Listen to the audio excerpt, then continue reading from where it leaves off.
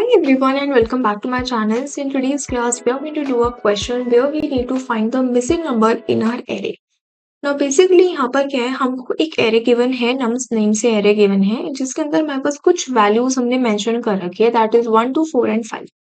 ठीक है, अब हमको क्या करना है, इस पर्टिकुलर array में से हमको वो वैल्यू फाइंड आउट करनी है जो कि इसमें से मिसिंग है। मिसिंग वैल्यू को फाइंड आउट करने के लिए जब भी आपको ऐसे क्वेश्चंस गिवन होंगे तो दो चीजें हैं जो कि आप क्वेश्चन के अंदर गिवन होगी। Firstly would be the array. सबसे पहली चीज तो आपको एरे गिवन होगा। सेकेंडली आपको गिवन होगा एरे का साइज। एरे का साइज जिससे कि आपको पता चलेगा कि टोटल कितने एलिमेंट्स यहाँ पर प्रेजेंट होने चाहिए थे एंड अभी कितने प्रेजेंट है एंड मुझे यहाँ से कितने मिसिंग एलिमेंट्स है जो कि फाइंड आउट करके बताने हैं। ठीक है। नाउ मिसिंग नंबर्स को जब भी हम फाइंड आउट करते हैं तो ये बेसिकली दो रूल्स पे बेस्ड होता है। सबसे पहला रूल होता है कि हमारे पास जो हमको ये सीक्वेंस है, बेसिकली ये एरे क्या होता है, basically it is a sequence, right? It is a collection of elements. तो यहाँ पर जितने भी एलिमेंट्स हमको दे रखे होंगे उनका एक सीक्वेंस होना चाहिए। और सीक्वेंस भी ऐसा वैसा नहीं, एक कंटिन्यूअस सीक्वेंस होना चाहिए।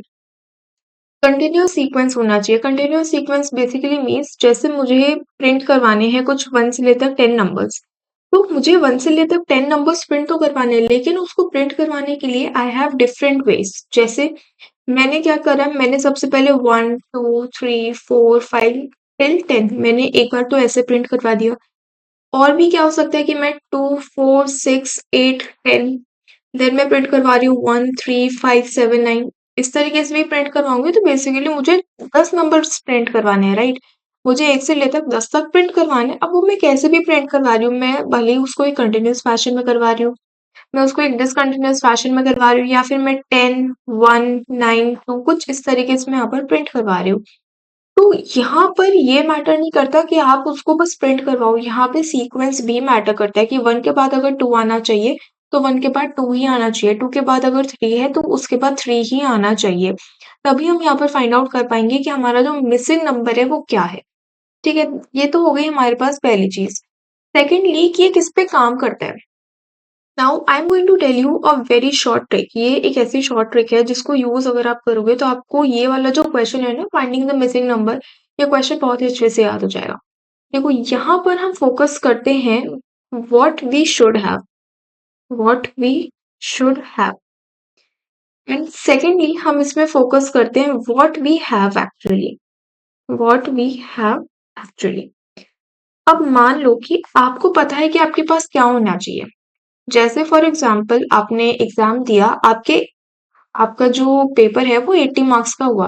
अब आपको पता है कि हाँ मेरा पेपर बहुत अच्छा हुआ है, सो आई शुड गेट 80 मार्क्स। ठीक है, मुझे 80 मार्क्स मिलने चाहिए। बट जब यहाँ पर पेपर चेक होकर आया, सो यू फिगर्ड आउट कि मुझे तो बस 75 ही मिले हैं। अब अगर मेरे पास 80 आने चाहिए थे, 75 is what I am having right now, तो मेरे यहाँ पर कितने नंबर्स मिसिंग है? मेरे यहाँ पर 5 नंबर्स हैं जो कि मिसिंग है। बस इसी स्ट्रैटेजी को हम अपने कोड के अंदर यूज करने वाले हैं। We are focusing on what we should have. मेरे पास कौन कौन से एलिमेंट्स हैं जो कि होने चाहिए थे, ये मुझे पता है कि मुझे कौन कौन से एलिमेंट्स होने चाहिए थे। सेकेंडली व्हाट वी एक्चुअली है, लेकिन मेरे पास अभी क्या प्रेजेंट है। इन दोनों को अगर हम यूज करेंगे तो मुझे पता चल जाएगा कि मेरे पास क्या प्रेजेंट नहीं है। जैसे मुझे पता चल गया कि 80 मार्क्स मेरे आने चाहिए थे लेकिन मेरे आए 75। अब कितने मार्क्स मेरे नहीं है, कितने मार्क्स मेरे कट गए? मेरे यहाँ पर 5 नंबर कट गए। ठीक, नाउ यहाँ पर हम क्या करने वाले हैं, basically what we should have. What we should have में हमने क्या बोला कि सबसे पहली बात तो हमको एक सीक्वेंस पता होना चाहिए। सीक्वेंस में हमारे पास दो चीजें बहुत ज्यादा इंपॉर्टेंट होती है। फर्स्टली मुझे पता होना चाहिए कि मेरा सीक्वेंस स्टार्ट कहाँ से हो रहा है।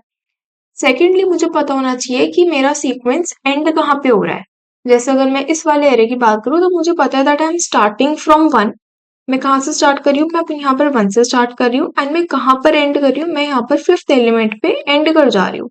तो इनके बीच में जितने एलिमेंट्स है, क्योंकि सीक्वेंस हमारा कंटिन्यूअस है, तो इसके बीच में जितने भी एलिमेंट्स है, depending upon the array size we are having, मेरे पास वो सारे के सारे एलिमेंट्स होने चाहिए। तो अब यहाँ पर ना आपको 1 मिनट का पॉज करना है और सोचना है कि ऐसे कौन से फंक्शंस होते हैं, ऐसे कौन से मेथड्स होते हैं, या फिर सब क्या है जो कि हम पाइथन में यूज करते हैं, जिसके अंदर हमारे पास स्टार्ट भी होता है एंड भी होता है, जिसकी मदद से हम बहुत सारे एलिमेंट्स को यहाँ पर प्रिंट करवा सकते हैं। सो आई होप आपने सोच लिया होगा। Yes, the correct answer is कि यहाँ पर हम रेंज फंक्शन को यूज करेंगे। रेंज के अंदर बेसिकली क्या होता है, रेंज के अंदर हमारे पास 3 चीज़ें होती हैं। सबसे पहला तो होता है हमारे पास स्टार्ट, सेकंड हमारे पास होता है एंड, कहाँ पर आपको रुकना है, what is the end point, and thirdly हमको बताता है अपडेशन। अपडेशन मतलब कि आपको इंक्रीमेंट करना है, डिक्रीमेंट करना है। अगर आपको 1 से ही इंक्रीमेंट करना है तो यहाँ पर मेंशन करने की कोई ज़रूरत नहीं है, यहाँ पर हम सिर्फ स्टार्ट और एंड को यहाँ पर पास कर सकते हैं। अब रेंज फंक्शन क्या करेगा, रेंज फंक्शन मुझे बताएगा व्हाट वी शुड हैव, मेरे पास क्या एक्चुअली में होना चाहिए था। इसको हम एक बार कोड में कर देखते हैं। फॉर एग्जाम्पल मैं यहाँ पर एक फंक्शन बना लेती हूँ मिसिंग नंबर के नेम से, ठीक है, जिसके अंदर मुझे यहाँ पर बेसिकली क्या करना है, अपना एरे यहाँ पर पास करना है, ठीक है। यहाँ पर हम क्या करेंगे, फॉर आई इन रेंज, ठीक है। अगर मुझे कुछ एलिमेंट्स को यहाँ पर प्रिंट करवाना है तो उस केस के अंदर लेट्स से मैंने यहाँ पर 1 से ले तक 5 तक यहाँ पर रेंज पास करी अपनी, and I want to print the value of i, ठीक है। इसको हम सिंपली प्रिंट करवा लेंगे, मिसिंग नंबर यहाँ पर कॉल करेंगे, ठीक है। यहाँ पर अपने मिसिंग नंबर को कॉल करेंगे, लेकिन उससे पहले let's make a nums array. यहाँ पर अगर नहीं भी बनाएंगे तो चलेगा, एक बार के लिए हम इसको यहाँ से हटा देते हैं। ओके, करते हैं सेव एंड रिफ्रेश। तो यहाँ पर इससे क्या करा, 1 2 3 4 मेरे पास 4 एलिमेंट्स यहाँ पर प्रिंट करवा कर दे दिए। What if I want to print 5 elements, 5 elements अगर मुझे प्रिंट करवाने हैं तो यहाँ पर मैंने जो भी वैल्यू पास करी है उसका बस एक इंक्रीमेंट करके यहाँ पर पास कर दो, तो मेरे पास वो भी प्रिंट हो जाएगा। 1 2 3 4 5 यहाँ पर मेरे पास प्रिंट होकर आ गया, where 6 is not included. Basically यहाँ पर हमने क्या करा, हमने एक रेंज को यहाँ पर प्रिंट करवाया जो कि 1 से स्टार्ट हो रही है, जो कि यहाँ पर 6 तक जा रही है। हमारा एरे भी कुछ ऐसा ही है, हमको यहाँ पर एक स्टार्टिंग पॉइंट दे रखा है, हमको यहाँ पर एक एंडिंग पॉइंट दे रखा है, लेकिन मुझे फाइंड आउट करना है कि इसके अंदर वो ऐसी कौन सी वैल्यू है जो कि प्रेजेंट नहीं है। तो आई थिंक अब आप थोड़ा बहुत कोरिलेट कर पा रहे होंगे। हम क्या करेंगे, जहां से भी मेरा एरे यहाँ पर स्टार्ट हो रहा है और जहां पर भी मेरा एरे एंड हो रहा है, अब देखो स्टार्ट मेरा अगर यहाँ पर 1 से हो रहा है तो मैं यहाँ पर सिंपली 1 पास कर सकती हूँ। ऐसा जरूरी नहीं है कि सिर्फ 1 से ही पास हो सकता है कि मेरा जो रेंज है दैट इज फ्रॉम 10 11 12 13 14, ठीक है। मेरे पास यहाँ पर कुछ इस तरीके के एलिमेंट्स है जो कि मेंशन्ड है, तो उस केस में हम क्या करेंगे, अपनी रेंज का जो स्टार्टिंग पॉइंट रखेंगे वो हम यहाँ पर 10 से इनिशियलाइज कर देंगे। और मुझे कहाँ तक जाना है, कहाँ तक जाना है वो मुझे कैसे पता होगा, वो मुझे पता होगा अपने एरे के साइज से। मुझे यहाँ पर ये बताएगा मेरा एरे का साइज कि यहाँ पर एक्चुअली में कितने एलिमेंट्स होने चाहिए, तो जितने भी एलिमेंट्स होने चाहिए थे उसमें अगर मैं +1 तक अपना यहाँ पर लूप चलाऊंगी तो मुझे पता चल जाएगा। तो हम यहाँ पर क्या करेंगे, अपना जो लूप है उसको हम चलाएंगे n+1 तक, जहां पर मेरा n बेसिकली क्या है, रेंज है। Now here we are going to pass 2 parameters in this missing value. सबसे पहला पैरामीटर होगा हमारे पास हमारा एरे, सेकेंडली यहाँ पर होगा हमारा एरे का साइज, जो भी लेंथ है वो यहाँ पर आएगी। यहाँ पर हम नम्स नाम का बना लेते हैं 1 2 3 4 6, ओके, एंड यहाँ पर हमारे एरे का साइज विच इज 6, ओके। जितने भी एलिमेंट्स मिसिंग है, अभी हम कर रहे हैं अगर सिर्फ 1 एलिमेंट मिसिंग है, तो 1 एलिमेंट अगर मिसिंग है तो इसका जो साइज है वो अभी अपडेटेड होगा। यहाँ पर गलती से भी लेंथ ऑफ नम्स मत पास करना। उस केस में क्या होगा कि जितने मेरे अभी इसका लेंथ है, जो करंट लेंथ है विच इज 5, वही यहाँ पर जाके पास हो जाएगा, तो वो हमको यहाँ पर एरर दे सकता है। एंड यहाँ पर हम पास कर देंगे नम्स एंड एन, ठीक है। हमने यहाँ पर अपना नम्स एरे बना लिया, उसका साइज पास कर दिया। अब मुझे यहाँ पर क्या करना है, देखो रेंज फंक्शन बेसिकली क्या कर रहा है, यहाँ पर ये कुछ वैल्यूज को जनरेट करवा रहा है जो भी मैंने इसको यहाँ पर रेंज दे रखी है। अब अगर मैं चेक करूं कि जो भी वैल्यूज मेरे पास यहाँ पर जनरेट हो रही हैं whether they are present in my array और नॉट, तो मुझे पता चल जाएगा कि कौन सा ऐसा एलिमेंट है जो कि मेरे एरे के अंदर प्रेजेंट नहीं है। तो वो चेक करने के लिए हम यहाँ पर लिखेंगे इफ। अब यहाँ पर अगर मैं आइटरेट करूं ओवर आई बेसिकली क्या कर रहा है, आई बेसिकली यहाँ पर जो भी एलिमेंट पे ये जा रहा है उसको प्रिंट करने का काम कर रहा है। इसकी रेंज स्टार्ट हो रही है 1 से, तो सबसे पहले आई की वैल्यू हुई 1, फिर ये प्रिंट हो गया। फिर यहाँ पर अपडेशन हुआ, आई की वैल्यू हो गई 2, ये वापस से प्रिंट हो गया। आई की वैल्यू हुई 3, ये वापस से प्रिंट हो गया। तो i is basically referring to the number जो हम यहाँ पर रेंज के अंदर प्रिंट करवा रहे हैं। So if I is not present in, if I is not present in our nums array, इसका क्या मतलब है कि यहाँ पर जो भी एलिमेंट मैं यहाँ पर जनरेट करवा रही हूँ ओवर द स्पेसिफाइड रेंज, जो कि रेंज मेरे एरे की भी है, अगर आई तो मैंने यहाँ से जनरेट करवा लिया, लेकिन अगर ये वाला जो आई मैंने जनरेट किया है, अगर ये मेरी नम्स एरे के अंदर प्रेजेंट नहीं है, इसका मतलब मैं बोल सकती हूँ that this is that element which is not present in my nums. अगर ये प्रेजेंट नहीं है, that means this is our missing element. यहाँ पर मैं यहाँ पर प्रिंट करवा सकती हूँ सिंपली अपने आई को।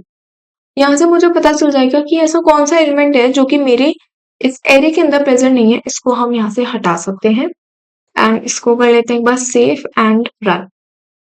तो इसने मुझे यहाँ पर रिटर्न कर दे दिया 5।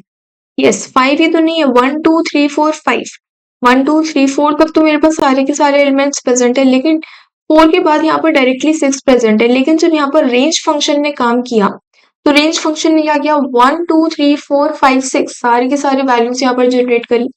लेकिन 5 एलिमेंट जब इसने जनरेट किया, तो 5 एलिमेंट इसको इस एरे के अंदर नहीं मिला, तो इसने क्या करा, उस एलिमेंट को यहाँ पर प्रिंट करवा दिया जो एलिमेंट हमारे पास प्रेजेंट नहीं था। ठीक है, now this was our basic brute force approach. ये कौन सी अप्रोच थी हमारे पास, ये थी हमारे पास ब्रूट फोर्स अप्रोच, जिसके अंदर हमने हर एक एलिमेंट पे जाकर चेक करा है कि कौन सा एलिमेंट प्रेजेंट है और कौन सा एलिमेंट प्रेजेंट नहीं है। बट अभी तो चलो मेरे पास सिर्फ 5 एलिमेंट्स थे, 6 एलिमेंट्स थे, कल को मेरे पास हो सकता है कि 100 एलिमेंट्स हो, या फिर 500 हो, या फिर लेट्स से 2 के एलिमेंट्स हो, या फिर 50,000 एलिमेंट्स हो। क्या मेरे लिए पॉसिबल है कि मैं 50,000 एलिमेंट्स के ऊपर एक एक करके आइटरेट करूं? सबसे पहला स्टेप है कि मैं उन पर आइटरेट कर रही हूँ। सेकेंड स्टेप है कि मैं उनको चेक भी कर रही हूँ, मैं उनको कंपेयर कर रही हूँ against the values we have generated using a range function. So यहाँ पर ये जो टाइम कॉम्प्लेक्सिटी है, टाइम कॉम्प्लेक्सिटी हमारी यहाँ पर काफी बढ़ जाती है। आइटरेट करेंगे तो यहाँ पर मेरी big O of n time complexity लगेगी। हम यहाँ पर कंपेयर भी कर रहे हैं, तो यहाँ पर मेरी एक और बिग O ऑफ n लगेगी, जो कि यहाँ पर बना देगी big O of n square वाली टाइम कॉम्प्लेक्सिटी। स्पेस कॉम्प्लेक्सिटी की अगर मैं यहाँ पर बात करूँ, so it comes out to be big O of 1 only. लेकिन यहाँ पर टाइम कॉम्प्लेक्सिटी का तो कुछ करना पड़ेगा। अब यहाँ पर ब्रूट फोर्स इज बेसिकली यार बिल्कुल बेसिक वाली अप्रोच। तो हम क्या करेंगे, हम मूव ऑन करेंगे अपनी ऑप्टिमाइज्ड अप्रोच के ऊपर। ऑप्टिमाइज्ड अप्रोच बेसिकली क्या होती है, एक मोर एफिशिएंट अप्रोच हम इसको बोल सकते हैं than the brute force approach. Optimized approach हम क्यों यूज करते हैं, सबसे पहले तो to get a better time complexity. अगर मेरी अभी big O of n square आ रही है, तो अगर मेरी बिग O ऑफ n आती है, so that is much better than the brute force one. तो सबसे पहली बात तो better time complexity and space complexity के लिए हम इसको यूज करते हैं। सेकेंडली हम इसको इसलिए यूज करते हैं कि अगर मेरे एरे के अंदर लार्ज इनपुट्स मुझे यहाँ पर दे रखे हैं, तभी मेरा जो कोड है वो अच्छे से काम करना चाहिए without hampering the time and the space complexity. यहाँ पर मैंने जैसा कि बोला, हम जितने भी यहाँ पर नंबर्स को ले रहे हैं, वो हम एक कंटिन्यूअस फैशन के अंदर यहाँ पर कंसिडर कर रहे हैं। बेसिकली जो हम नंबर्स यहाँ पर लेकर चलते हैं, वो होता है हमारा n नेचुरल नंबर्स। हम यहाँ पर नेचुरल नंबर्स को ही तो लेकर चल रहे हैं।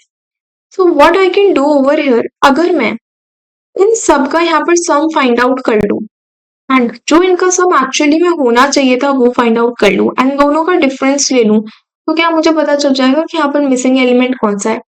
देखो, यहाँ पर मुझे एक एरे गिवन है 1 2 4 एंड 5।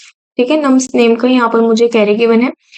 यहाँ पर मुझे पता है कि अगर मैं 1 से ले तक 5 तक के जो नेचुरल नंबर्स हैं, उनका अगर मैं यहाँ पर सम कैलकुलेट करूँ, 1 से ले तक 5 तक नेचुरल नंबर्स का सम कैसे कैलकुलेट होता है, using n of n plus 1 divided by, इस तरीके से हम कैलकुलेट कर सकते हैं। अब यहाँ पर n क्या है, n is basically the size of the array, जो कि हमको ऑलरेडी क्वेश्चन के अंदर गिवन होता है। क्या है इसका साइज, इसका साइज यहाँ पर 5। तो अगर मैं इसको करूंगी 5 plus 1 will give us 6 divided by 2, so it is giving us 15। तो इसका मतलब कि जितने एलिमेंट्स मेरे पास इस एरे के अंदर होने चाहिए, उन सब का जो सम है वो 15 के यहाँ पर इक्वल है। लेकिन क्या अभी जो एलिमेंट्स मेरे पास प्रेजेंट है, क्या उनका सम मेरे पास 15 के इक्वल है? तो यहाँ पर अगर मुझे ऐड करना है इन सारे के सारे एलिमेंट्स को, तो हम क्या यूज कर सकते हैं, हम अपने फंक्शंस को यूज कर सकते हैं। बेसिकली पाइथन में हमारे पास कुछ बिल्ट इन फंक्शंस भी होते हैं, जैसे कि हमारे पास सम होता है, एवरेज होता है, मैक्सिमम होता है, मिनिमम होता है। तो इन सारे फंक्शंस को हम यूज कर सकते हैं। यहाँ पर अगर हमको सम फंक्शन यूज नहीं भी करना है, उस केस के अंदर भी हम सिंपली एक लूप लगा सकते हैं, एक आइटरेशन लगा सकते हैं और जितने भी एलिमेंट्स हमारे एरे के अंदर प्रेजेंट है उन सबका हम एक ही बारी के अंदर सम कैलकुलेट कर सकते हैं। बट यहाँ पर हमारा मेन फोकस इस पे नहीं है कि हम सबको किस तरीके से कैलकुलेट करें, हमारा मेन फोकस है कि हमको सम को कैलकुलेट करके देखना है बस। तो अगर मैं इसका सम करूंगी so that comes out to be 12। इन दोनों का डिफरेंस करेंगे so 15 minus 12 which comes out to be 3। मतलब 3 एक ऐसा एलिमेंट है जो कि इसके अंदर प्रेजेंट होना चाहिए था, जो कि प्रेजेंट नहीं है, जिसको ऐड करने के बाद जो हमारा डिजायर्ड सम है जो कि आना चाहिए था एक्चुअली के अंदर, वो मुझे यहाँ पर मिल जाएगा। तो ठीक है, तो वो मुझे यहाँ पर मिल जाएगा। इसको हम एक बार कोड में कर देखते हैं। इसको कर लेते हैं कमेंट आउट। यस, यहाँ पर अब मेंशन करते हैं ऑप्टिमाइज्ड अप्रोच। ओके, अब यहाँ पर क्या करेंगे, एक फंक्शन बनाएंगे मिसिंग नंबर नेम से, जिसके अंदर हम अपना नम्स एंड एन को पास करेंगे। फाइन, यहाँ पर मेरा एक काम है एंड दैट इज कि सबसे पहले तो what we are going to do, यहाँ पर सबसे पहले हमको क्या करना है, हमें यहाँ पर दो चीजें कैलकुलेट करनी है। सबसे पहले तो जो ओवरऑल सम हमारे पास होना चाहिए था एंड जो सम हमारे पास एक्चुअली प्रेजेंट है, इन दोनों चीजों को कर लेते हैं। तो यहाँ पर अपने एरे को यहाँ पर डिफाइन कर लेते हैं nums 1 2 4 and 5। Okay, and secondly यहाँ पर एन को हम ले लेते हैं 5 ओनली। ओके, ठीक है। यहाँ पर ये एरर इसलिए आ रही है बिकॉज हमने अभी तक फंक्शन डेफिनेशन नहीं दी है। ओके, फंक्शन डेफिनेशन देते हैं। यहाँ पर हम कैलकुलेट करेंगे सबसे पहले कि हमारा एक्सपेक्टेड सम क्या है। एक्सपेक्टेड सम जब भी हमको कैलकुलेट करने के हमारा एक्सपेक्टेड सम क्या है, so we can take n plus 1 and divided by 3। ठीक है, तो यहाँ से मुझे मेरा एक्सपेक्टेड सम जो भी है मुझे यहाँ से मिल जाएगा। अब मेरा एक्चुअल सम क्या है, मैं उसको यहाँ से कैलकुलेट कर सकती हूँ। Actual sum is equal to, Python के अंदर हमारे पास सम नाम का एक फंक्शन होता है। आप यहाँ पर देख लो, यहाँ पर मेरे पास एक सम फंक्शन आ रहा है। अगर मैं यहाँ पर इसको लिखती हूँ, अब यहाँ पर ये मुझे क्या बोल रहा है, that returns the sum of a start value which is defaultly 0 plus an iterable of numbers. When the iterable is empty, return the start value. Now this function is intended specifically for use with numeric values. हम यहाँ पर सिर्फ और सिर्फ numeric values को ही यहाँ पर use कर सकते हैं। ठीक है, अगर आप इस पे करोगे तो आपको यहाँ पर पूरी इसकी जो फंक्शन डेफिनेशन रहती है वो भी यहाँ पर मिल जाएगी। आप इस पे गो थ्रू कर सकते हो इस पे जाके। फाइन, इस पे अगर आप थोड़ा सा स्क्रॉल करोगे तो आपको बहुत कुछ यहाँ पर सीखने को मिलेगा। आप ऐसा करके किसी भी फंक्शन के बारे में यहाँ पर जान सकते हो। मुझे सम किसका कैलकुलेट करना है, मुझे सम यहाँ पर अपने एरे का कैलकुलेट करना है। तो मैं अपने एरे को यहाँ पर पास कर दूंगी। एरे के अंदर जितने एलिमेंट्स करंटली प्रेजेंट है इन सबका सम यहाँ पर कैलकुलेट होकर मेरे पास एक्चुअल सम के अंदर स्टोर हो जाएगा। एंड एक्सपेक्टेड सम के अंदर मैंने यहाँ पर लेंथ पास कर दी अपने एरे की, तो जो भी एक्सपेक्टेड सम है जो कि मेरे पास होना चाहिए था वो मेरे पास इसमें आ जाएगा। मैं ये कैसे फाइंड आउट करूं कि मेरे पास जो मिसिंग वैल्यू है वो कौन सी है। तो मिसिंग वैल्यू को फाइंड आउट करने के लिए मिसिंग वैल्यू ले लेते हैं इसको। मिसिंग वैल्यू को फाइंड आउट करने के लिए what I can do, I can simply write expected sum जो कि मेरा होना चाहिए था माइनस एक्चुअल सम जो कि अभी मेरे पास आ रहा है, उसको मैं अपनी मिसिंग वैल्यू के अंदर यहाँ पर स्टोर करवा सकती हूँ। And lastly I can simply return missing value. ये वो वैल्यू है जो कि मेरे एरे के अंदर से मिसिंग है।